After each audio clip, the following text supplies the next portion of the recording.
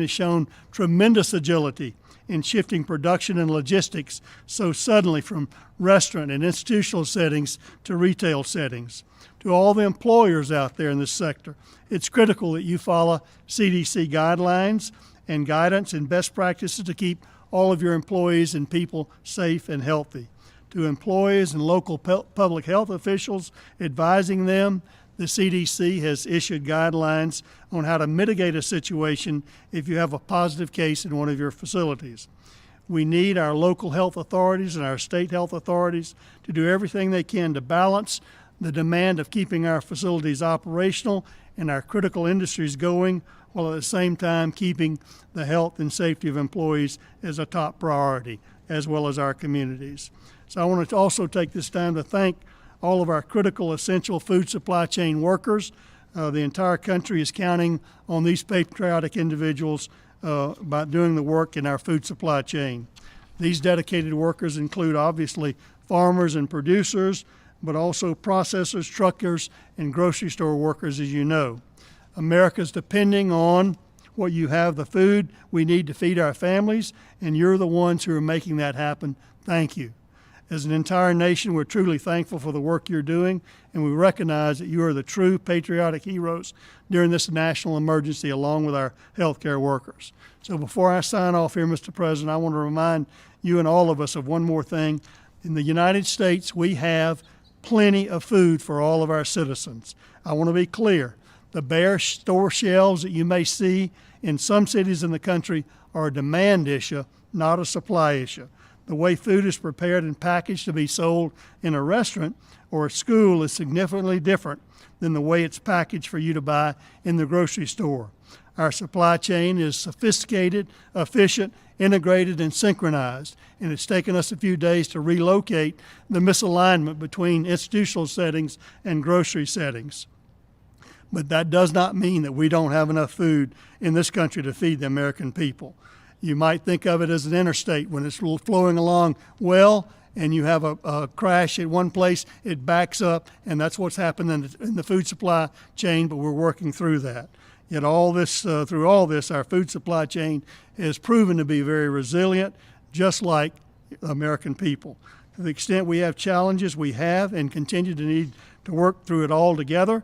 And we can and we will get through this with a whole of American approach, Mr. President, the critical partnership between state and local health officials, management of companies, and the employees, and we will meet any challenges we face by working together.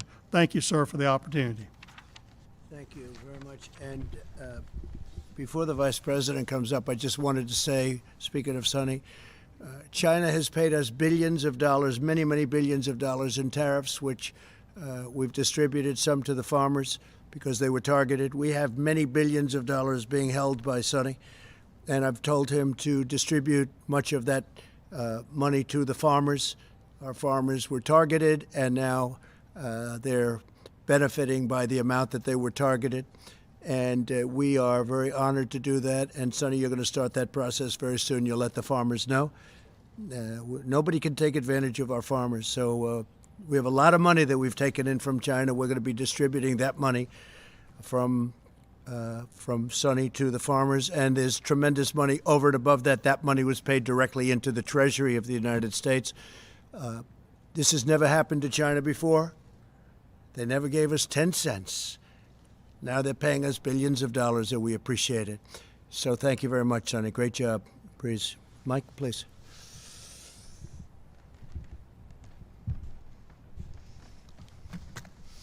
Thank you, Mr. President. The White House Coronavirus Task Force met today. It was reported to us that we've conducted and completed 3,324,000 tests across the nation.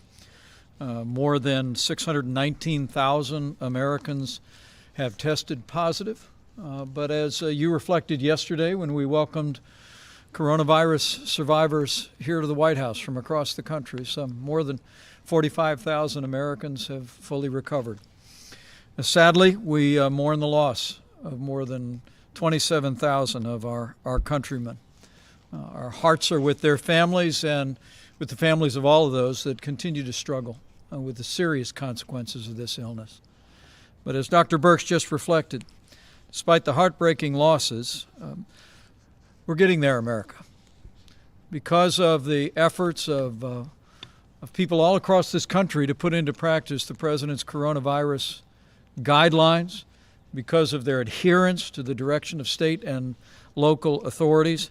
As Dr. Birx just reflected, we see great signs of progress from the West Coast to the East Coast. President Trump has directed our team to develop new guidelines that will be presented tomorrow to our nation's governors and released to the American people thereafter. The American people will be encouraged to know that as we stand here today, 24% of the counties of this country have no reported coronavirus cases. In fact, half of the states in America have less than 2,500 cases per state. This is a great tribute to the efforts by the people of those communities. But as the President suggested, when we unveil the guidelines that the team has been working to present tomorrow to our nation's governors, we're going to reflect on the fact that, as the President said, there will be areas of the country that will require continued mitigation and strong efforts, and there will be other areas of the country that will be given guidance for greater flexibility. And the President has so directed our team. When we think of more than 619,000 Americans having tested positive, more than 45,000 having recovered, we wanted to announce today that the FDA recently announced efforts to facilitate the development and access to convalescent plasma. Mr. President, you've spoken about this. People who have recovered from the coronavirus have antibodies in your bloodstream that can attack the virus. The Mayo Clinic today is working with the Red Cross to make sure that coronavirus patients have access to the convalescent plasma treatments, and over 1,000 institutions across America have already joined this program. And we want to urge every American who has recovered from the coronavirus for at least 2 and preferably 4 weeks to contact your local blood or plasma donation center and arrange to donate. It's one more way that the American people can do their part and step forward, and thousands have already done so, and we know that tens of thousands will join them. On the subject of supplies, Mr. President, I'll be very brief because you detailed a great amount. As the President mentioned, the air bridge has completed 44 flights, 56 more are scheduled. But on the subject of facial masks, which are so important for the protection of critical infrastructure, I'm pleased to report that the average daily delivery through the commercial network through our air bridge is 22 million facial masks coming into the marketplace. The average inventory in the network over a 7-day period is 80 million masks. And FEMA is actually working as we speak to move facial masks to priority infrastructure, food supply, first responders. There'll be 6.5 million masks that go out before the end of this week, an additional 20 million before April the 20th, and then we'll be adding 6.5 million each and every week. At the President's direction, we're going to ensure that all of those that work in food supply, all of those first responders, have access to masks, and we're increasing those every day.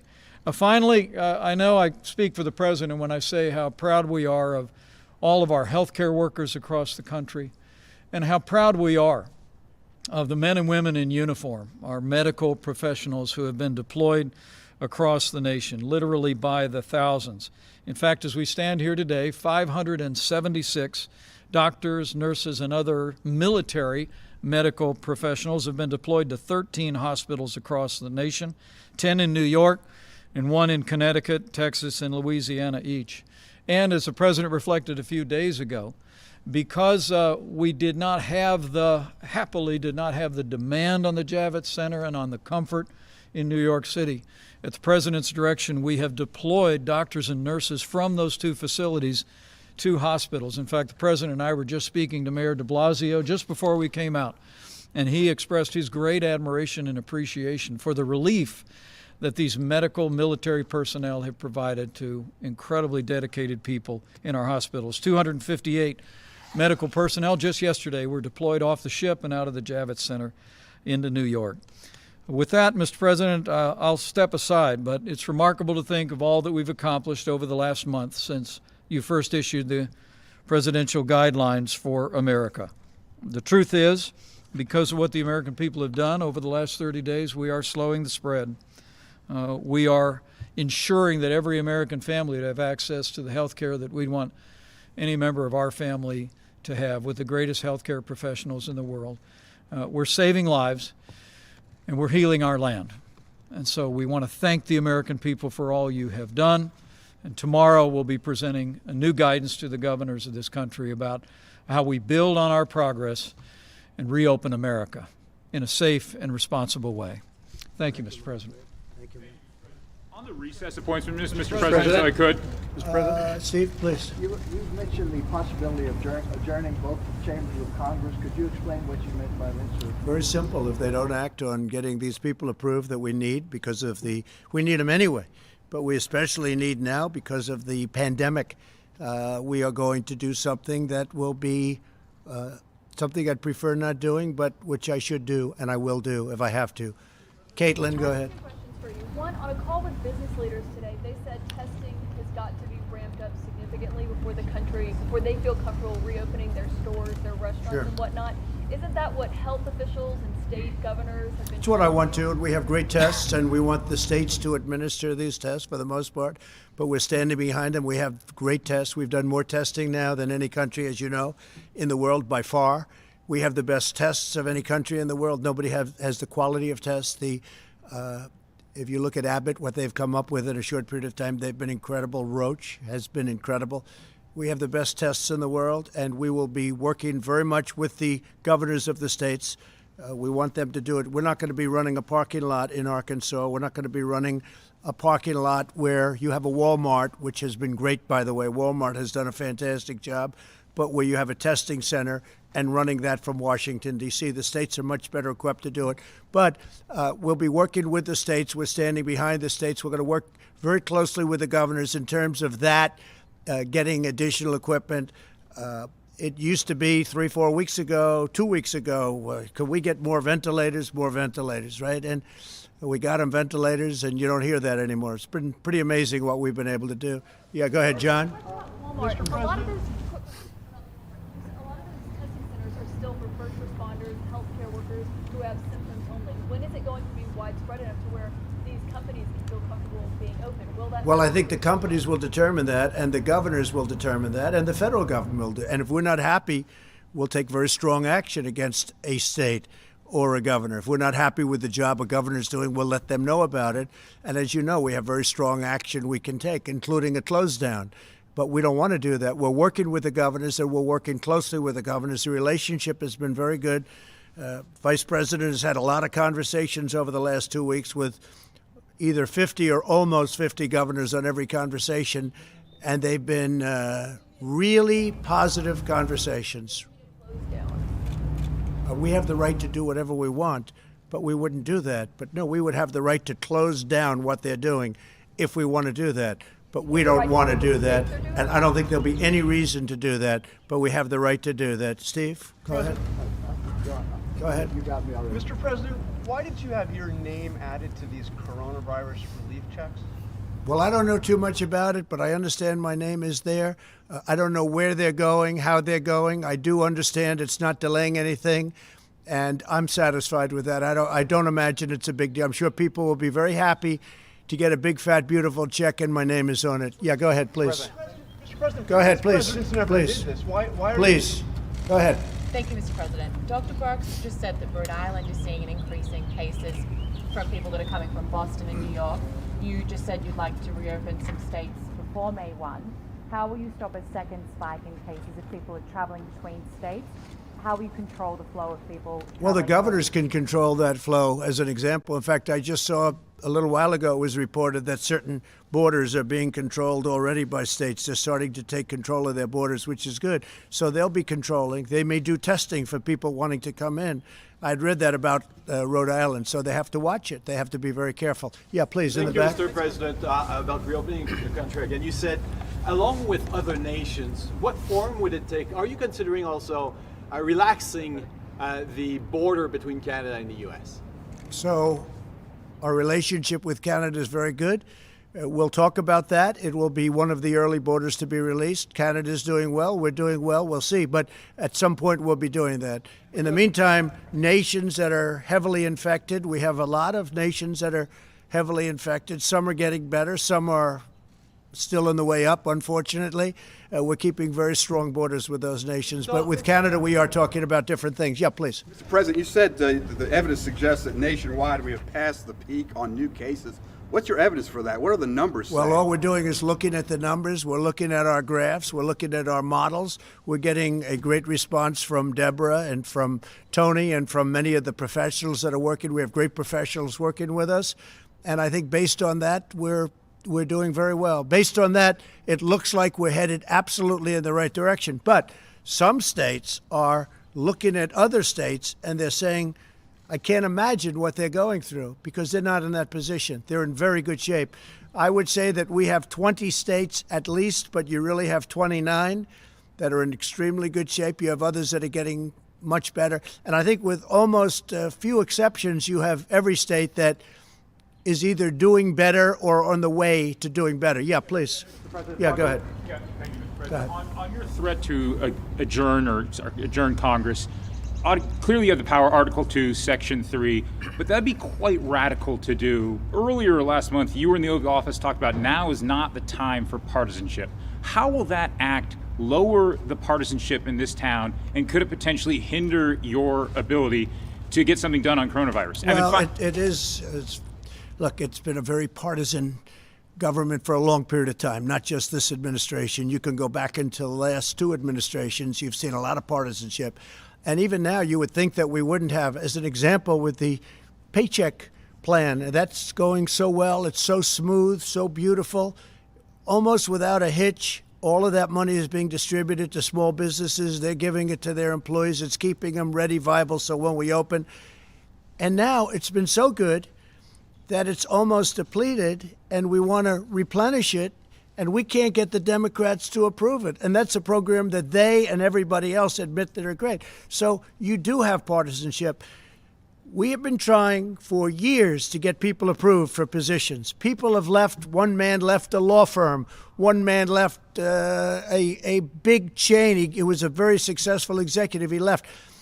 It was 2 years ago. We have people that have been waiting for 3 years, and we can't get them approved by the Democrats in the Senate because they're taking so long to approve our judges. Now, I have to tell you that I'm totally in favor of what Mitch is doing with judges because that always seems to be a priority, and it's a very important priority. I think it's one of the great trademarks of this administration. We've approved record numbers of federal judges and appellate judges and 2 Supreme Court judges.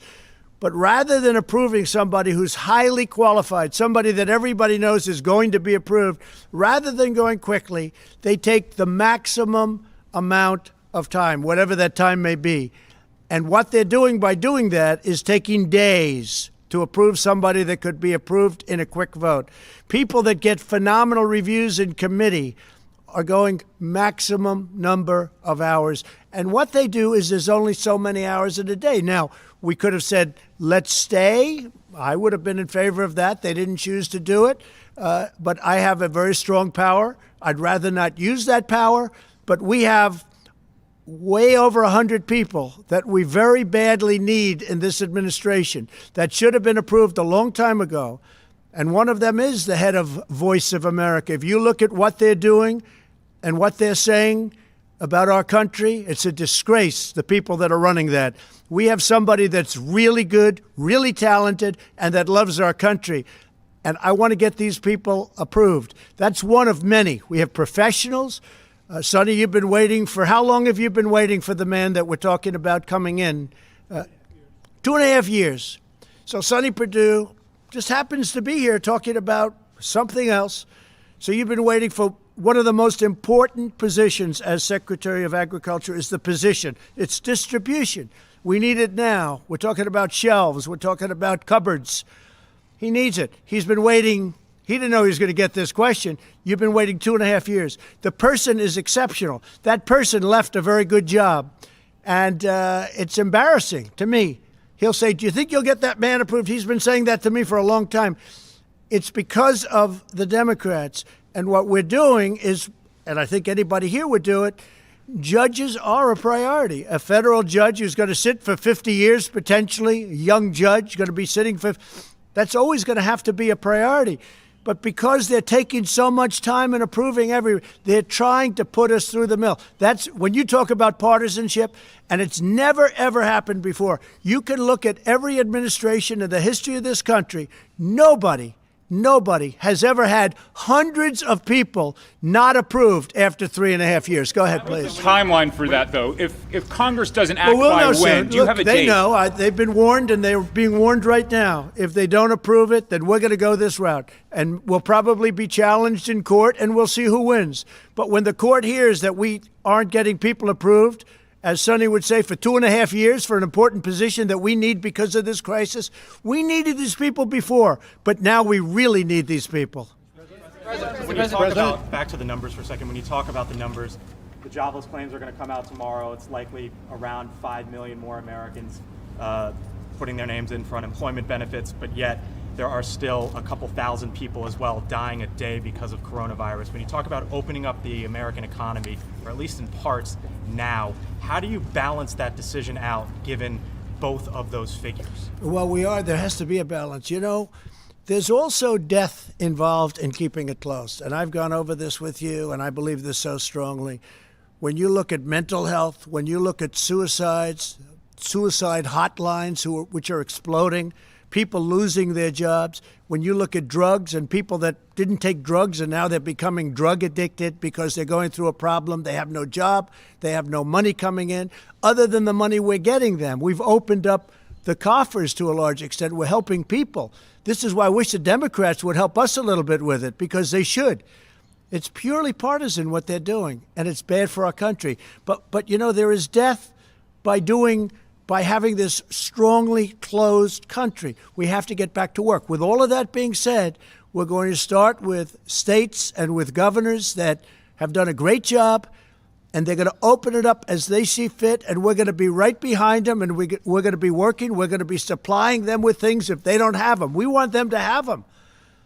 We're going to be helping them with ventilators after this is over so that they can't say, oh, the federal government. We want them to have. They've had a lot of options. Many of the governors have had a lot of options over the years to buy ventilators. They didn't choose to do it. So we're going to be helping them to fill up their stockpiles. We're going to have plenty. And as I said, I'm very proud to do it. We're going to be helping other nations. We're going to be helping Italy, Spain, France, other nations. And we're going to be helping them strongly. I think Russia is going to need ventilators. They're having a hard time in Moscow. We're going to help them. We're going to help other countries that need ventilators. We're going to have a lot. You see it with General Motors.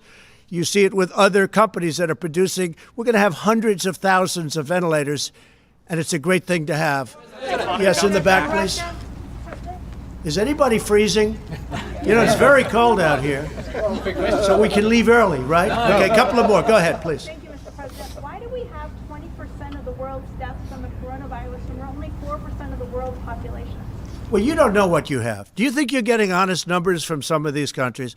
Do you really believe those numbers in this vast country called China, and that they have a certain number of cases and a certain number of deaths? Does anybody really believe that? Here's the story.